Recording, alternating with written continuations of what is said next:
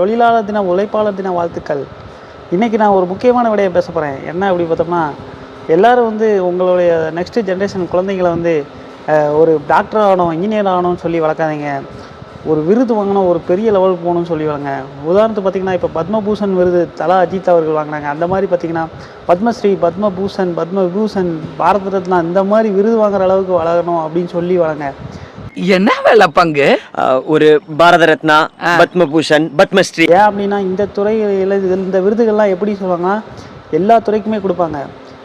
அவங்க எந்தெந்த துறையில் அவங்க வந்து சிறப்பாக வாழ்ந்திருக்காங்க, சிறப்பாக வந்து அச்சீவ் பண்ணியிருக்காங்க பார்த்து தான் கொடுப்பாங்க. அவரும் கண்டிப்பாக ஒரு நாள் இந்த விருது வாங்குவார் பாருங்கள். கண்டிப்பாக வந்து இந்த மாதிரி விருது வாங்கணும், இந்த அளவுக்கு வரணும். நீங்கள் எந்த துறையை வந்து சொல்லாதீங்க. துறை வந்து அவங்கவுங்க செப்பரேட்டு. உங்கள் பிள்ளைக்கு வந்து இந்த துறைக்கு போகணுன்னு சொல்கிறதுக்கு நீங்கள் வந்து உங்களுக்கு தகுதி கிடையாது. அவனுக்கு என்ன பிடிக்குதோ அவன் தான் அதில் தான் போகணும். நீ எந்த துறைக்கு போனாலும் சரி, அந்த துறையில் வந்து சிறப்பாக இருந்தேன்னா தான் இந்த விருதெல்லாம் கிடைக்கும்.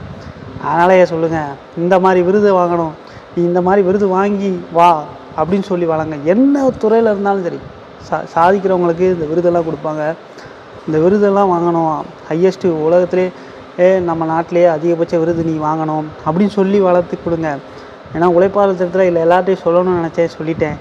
அந்த மாதிரி சொல்லி வளங்க. ஏன்னா டாக்டரு, இன்ஜினியர் இந்த மாதிரி சில துறைக்கு மட்டுமே அந்த விருது கொடுக்கலாம் இல்லை, எல்லாருக்குமே கொடுப்பாங்க. கலைத்துறைக்கும் கொடுப்பாங்க.